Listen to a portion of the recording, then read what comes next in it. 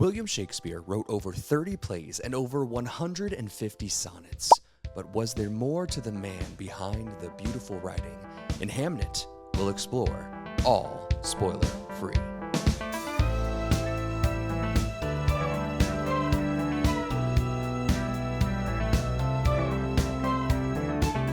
This is Popcorn for Breakfast, presented by St. Louis Area Smoothie Kings. Now, here are your hosts, Cam and Kurt. Welcome back to Popcorn for Breakfast, the spoiler-free movie review podcast. And today, we're going to get deep. We're going to get Shakespearean. We're going to talk about Hamnet by Chloe Zhao. She didn't write it. She did. Did she write the screenplay? She didn't write the book. She co-wrote the screenplay with Maggie O'Farrell. Maggie O'Farrell is the author of the book. Well, I know nothing about this movie. Then. Yeah, I'm so happy to be here because I need to be educated on this, Cam. Are you ready to disperse all of the information about this movie that you can? I am, and so is Stefano. Is Stefano here? He's hello, here. Hello, I am here. This I'm just back. in. Stefano, welcome to the podcast. How are you doing, man? I'm great. Thank you for having me. I'm extra excited to talk about this one. We're so glad. Cam just texted me just a moment ago. He said Stefano's ready to recite some Shakespeare, so take it away whenever you're ready. No, I can. He probably could, though. I could. No? There was. Okay, Cam, go ahead. English high school. You did some reciting. Yeah, Cam, go ahead. No, I'm blanking. Let me see if I've got something up my sleeve. Let me try. Dost thou forget from what a torment I did free thee? Thou dost. And think it much to tread the ooze of the salt deep, to run upon the sharp winds of the north, to do me business in the veins of the earth when it is baked with frost. Wow. Good stuff. Thank you. So to the 5 people who are left, we're going to talk about this movie. Imagine someone just scrubbing through the intro to try to get to the good stuff, and you land on that. They're like, what is this? Do you mean they're just going to say that was the greatest piece of Shakespearean performance I've ever heard in my life? You know, on YouTube it says like people often skip this part of the video. Like, okay, we'll just glaze over that. It was good though. I don't know any Shakespeare at all. That was really good. Thank you. I didn't even go full force. I know that in Macbeth they say "screw your courage to the sticking place," and I like that line. That's good stuff. That's good. Me I mean, too. there's lots of good nuggets in there. Oh, it's an endless well of knowledge and romanticism. So this film here today, called Hamnet, you might recognize that. It's kind of really close to one of his big plays called Hamlet. Let me just get you the IMDb here because it's spoiler-free all the time here at Popcorn for Breakfast, except for a few times. But today, it's spoiler-free. It is about a powerful love story about love and loss that inspired the creation of Shakespeare's timeless masterpiece, Hamlet. And today, Cam and Stefano will be chatting about it. We're going to go 3 different rounds. They're going to discuss things that they want to talk about. We've got cute names coming soon for those topics, but today they'll just pick things that stuck out to them that they have to discuss because the art moved them in such a way, much like a Hamlet play, much like Hamlet the play or Shakespeare's play or sonnets would have done so. So I think we are going to go with Cam. Yeah. To start us off with round 1. Let's do it. I'm going to go with the screenplay that we were just talking about, which was co-written by the author of the book Hamnet, Maggie O'Farrell, as well as Chloe Zhao, the director of the film, Academy Award winner. Chloe Zhao, best director for Eternals, right? Obviously, for Nomadland, and I like this. So this is adapted from a book, again, written by Maggie O'Farrell. It is a historical fiction about the life of Shakespeare. And what I like about this screenplay, so having read the majority of the book, I have not finished it yet. I'm been feverishly trying to read it, but having read like 80% of it, the movie is told linearly, chronologically, from like a timeline perspective. It's like starts in one place and ends there, and time is moving forward the whole time. In the book, it's not that way. You change times every chapter. So in one chapter, you are with William Shakespeare and his beloved Agnes as they are falling in love, starting a family, things like that. And in the next chapter, you'll be when they're grown up and William Shakespeare is living in London, writing plays, and their children are grown and things like that. So you get this kind of like time bending type story where you're constantly getting different information from both spots. So I was very curious how they would do that in movies. And we've certainly seen movies told in that way before, where you kind of jump back and forth between time. I'm really loving the decision to not do that though here.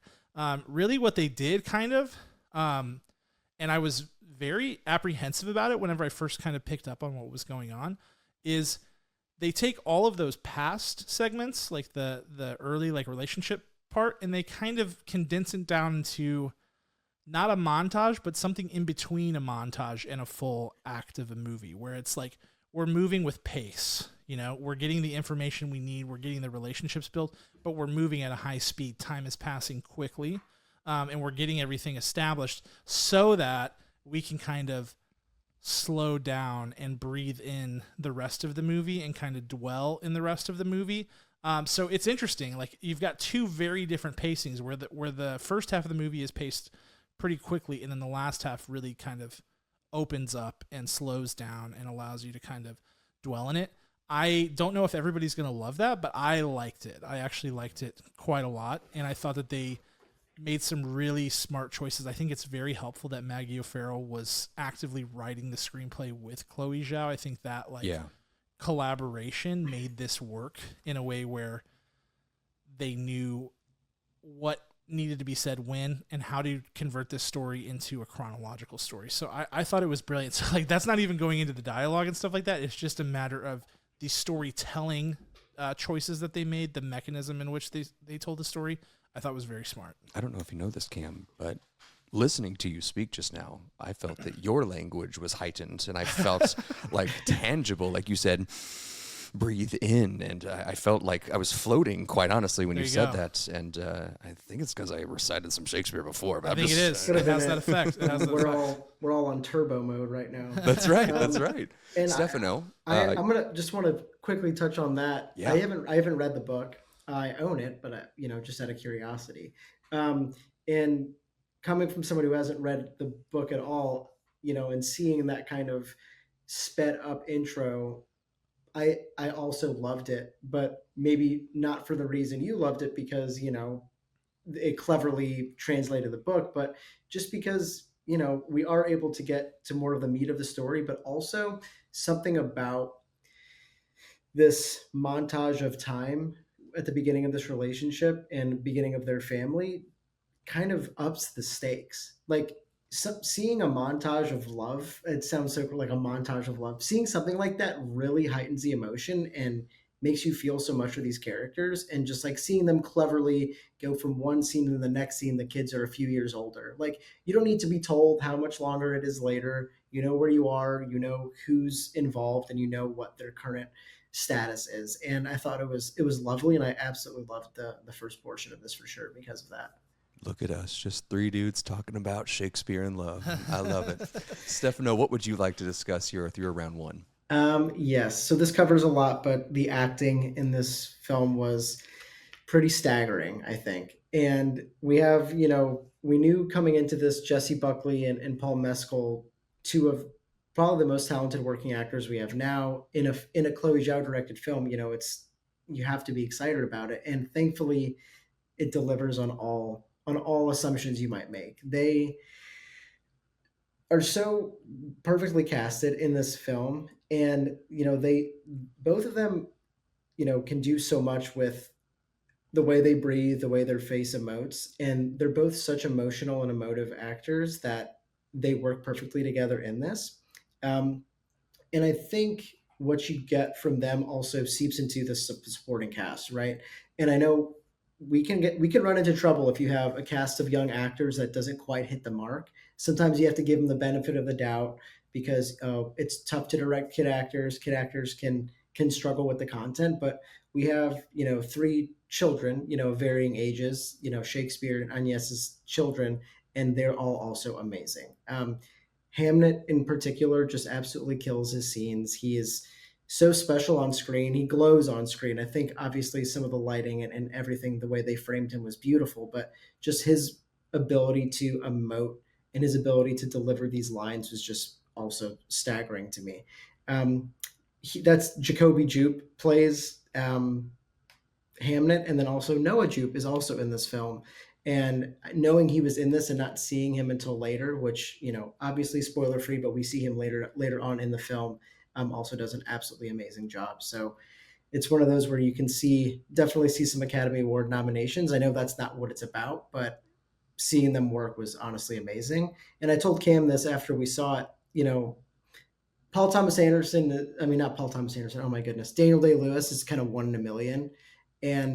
But seeing Paul Mescal in this, like I could see shades of it, not just because of the Irish descent, but just seeing him kind of go from 0 to 60, but in a very effective manner with his emotions and being able to display his feelings in such a way was very impressive and something I only see from some of the greats. So I can gush on and on about the acting in this. That's so great. I haven't heard Noah Jupe's name in so long. Yeah, man. Famously in the Honey Boy, Shia LaBeouf bio, somewhat true fictionalized film, which was great. It's a great film. Also, Ford versus Ferrari. Yeah. He had a couple really good credits. Very talented actor. Yeah. No doubt. Even as he continues to grow. I mean, I think too on the acting portion, Stefano. Like I would say, there are parts of this movie specifically that are risky tonally that I don't think would work with lesser performances. Totally. There are sometimes like there is a scene with William Shakespeare where he is kind of like coming up with some of the ideas in Hamlet, and he is reciting things that we know from Hamlet. So he's essentially like reciting Shakespeare, Right? Yeah. And you're almost like, ooh, I don't know if we want to do this. Like this is maybe too on the nose, or maybe feels a little too like pick me or something. But then Paul Mescal just like turns it on, and you're like, okay, this is sick. Like this is so good, and it feels so right within the story. It doesn't feel awkward. It doesn't feel weird at all. So I feel like Jessie Buckley, who is superb in this movie, and Paul Mescal as well, like they make this thing work. And I like that they were all three of them, Chloe Zhao, Paul Mescal, Jessie Buckley, and everybody else in this cast, not to, push them to the side. The fact that they were willing to take these creative risks to make this have maximum impact is really cool to see. That's wonderful. That's wonderful. Round 2, Stefano. Let's start with you, sir. Bring us into what else you want to chat about. So I'm not going to go in on screenplay. I know Cam covered that, but I just generally the story and the topics that were covered in the film, I think really moved me. It's, William Shakespeare is such a lofty figure. We feel like we know so much, or we don't know a lot, but we've read a bunch of his work in school or wherever. So being able to, I feel like, learn so much about this person, I think was really impactful, and it just gave me a newfound respect for William Shakespeare, for his family, for everything about his work, even though it's a realistic fiction, right? Obviously it's not a full telling of exactly what happened, but to know enough about the man and then to give us this information the way it does was very impactful. And I think that, on top of what the film itself kind of stands for, like as art as a healing mechanism and art as a way to share stories and things like that, is so impactful. And that's kind of like feels like the main point of this movie. And maybe it wasn't the point of the book, I didn't read it, but the way they were able to kind of tell his story but also tell a much larger story, I think was super impactful. The final 15 to 20 minutes of this movie are, I feel like, some of the most magical moments I've had watching a movie in a very long time. I think it goes places that I didn't expect, and it kind of feels like, after watching it and feeling and seeing what this movie was about in the long run, it's like, man, this is what it's all about, kind of, like being here in this theater watching this movie about this storyteller is like, wow, it was movie magic, honestly. So love that about it. That's beautiful. Just well said. Again, just incredibly heightened language from those two, Stefano. All right, me? That's you. Okay, round 2. I'm going with a shot composition. So general cinematography, I think, is really good. I think so. Early on in the film, one of the one of the early interactions whenever between Agnes and William Shakespeare. Agnes has this ability to sort of she can sort of see the future in a way. Like she feels like she can gaze into the future. Yeah, she feels like she's like somewhat clairvoyant or something like that, right? She's got this sort of like mythical, ethereal air about her. Okay.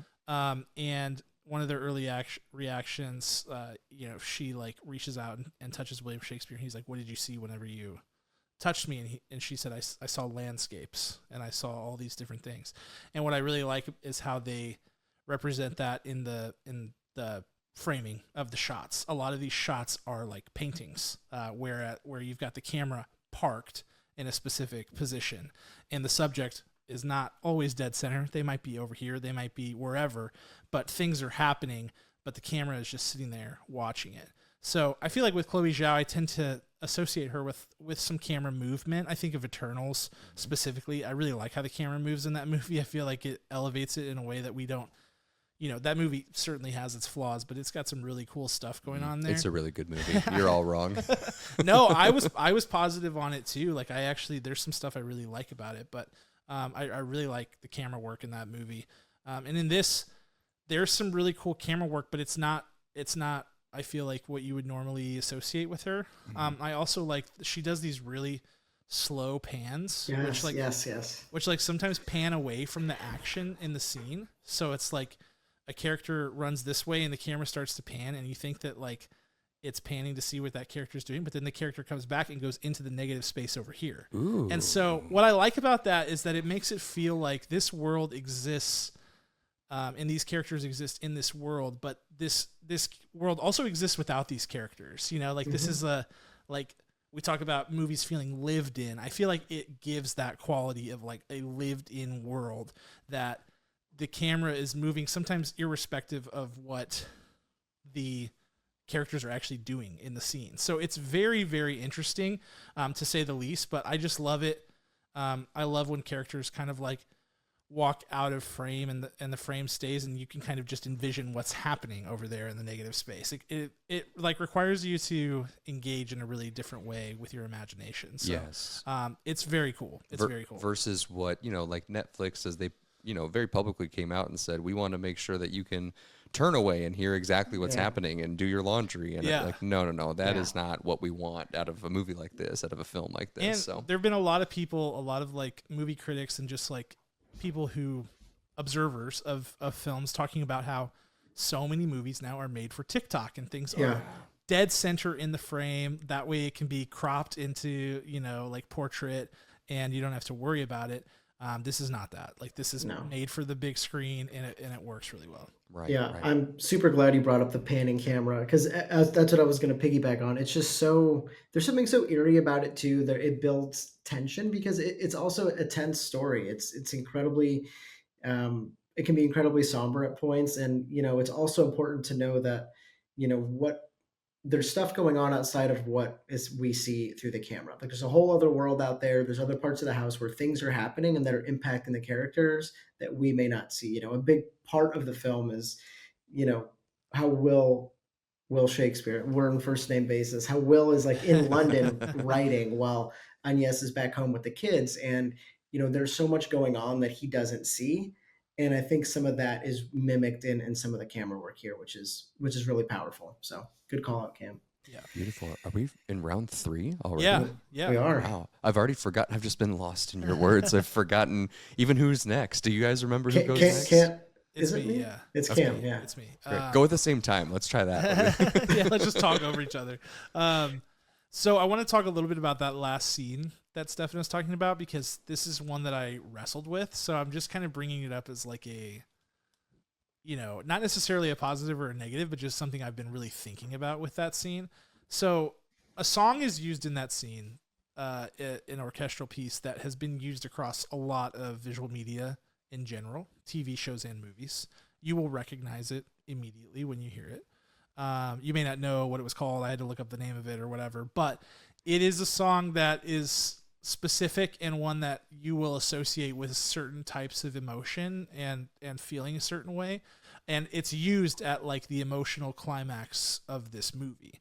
And for a second, it took me out of it because I was like, oh, they're doing that. You know, like it took me out of the film in the sense of like, I recognize this song. I'm surprised they're going here. Like, it makes sense, but it's also like, that's a risky choice.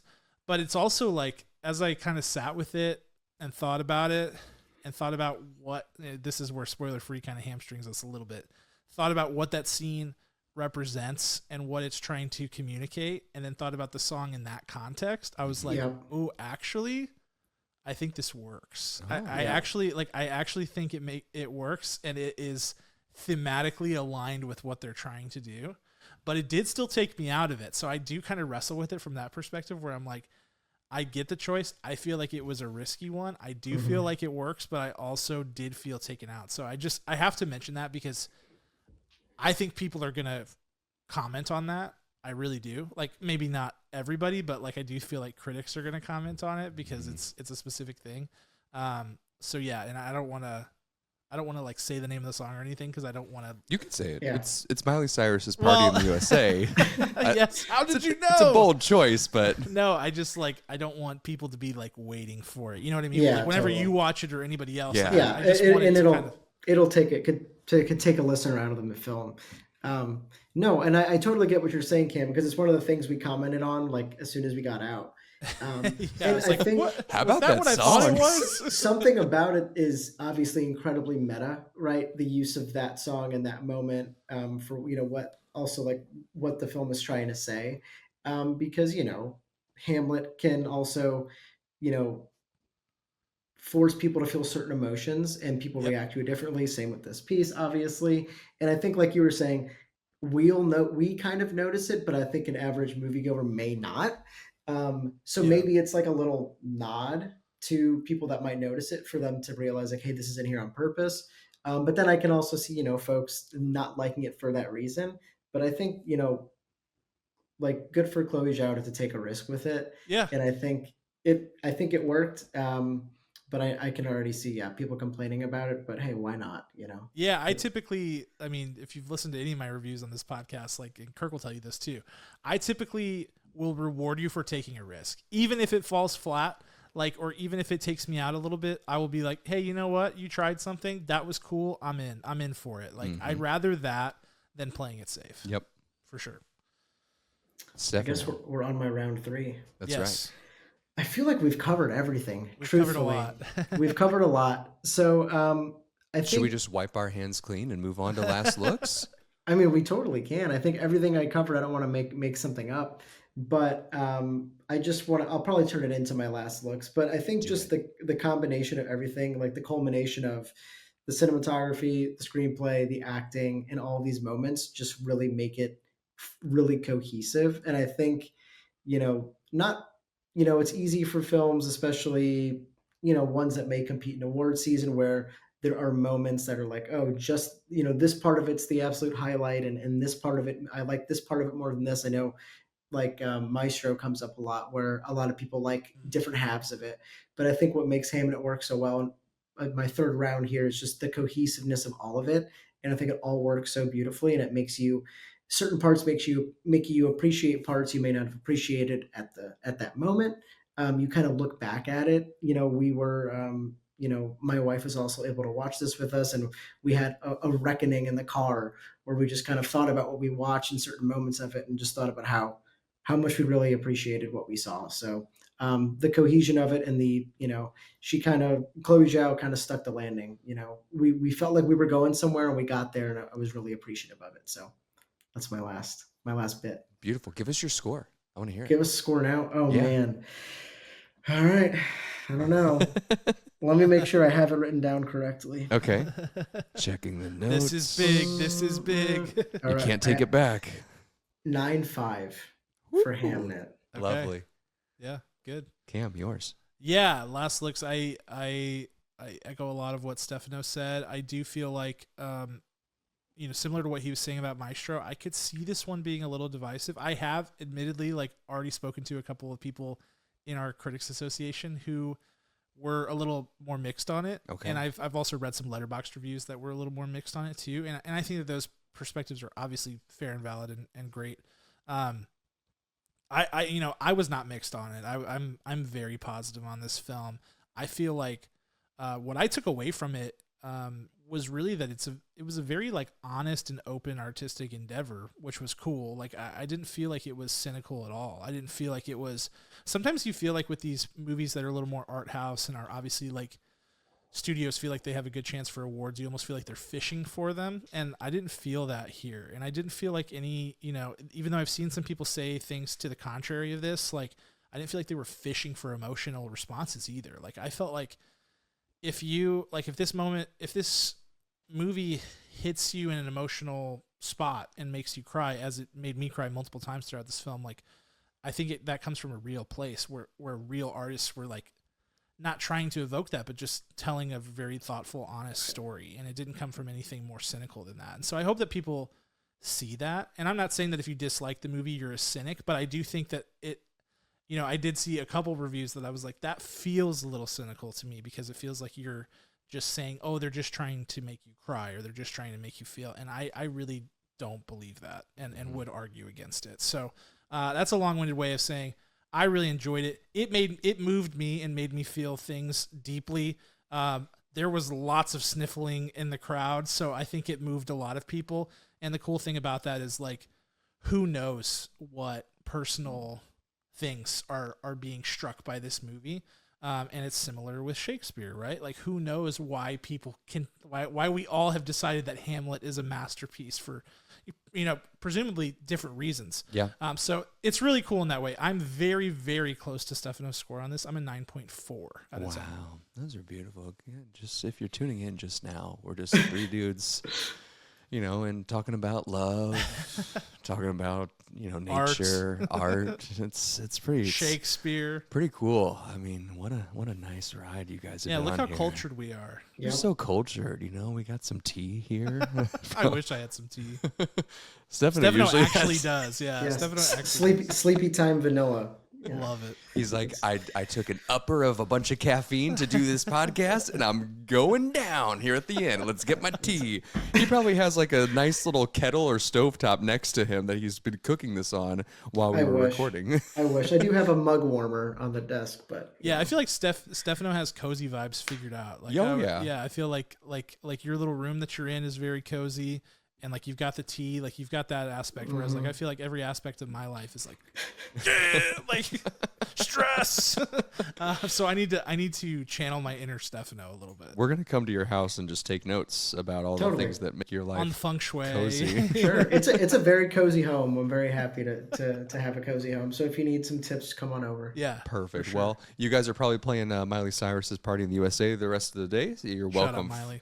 for that kind of nefarious inception for the rest of your day. But thank you again for watching. Thank you for listening. Thank you for reading all the stuff that we put out. We have a website. It's called popcorn4breakfast.com. That's popcorn4breakfast.com. You can see everything that we record. You can listen to everything that we record. You can read everything that we write. It's a great place to be. Check out YouTube. Like and follow us there. Like and follow us on all the social media. Like and follow us anywhere you think we are and anywhere you think we aren't. We're probably there too. A special thank you to our title sponsor, St. Louis Area Smoothie Kings. A special thank you to our executive producer and audio specialist, Ryan Spriggs. And of course, the original music you hear all throughout our podcast by the band Rhetoric. Check them out on Spotify. We will talk to you guys very soon. See ya.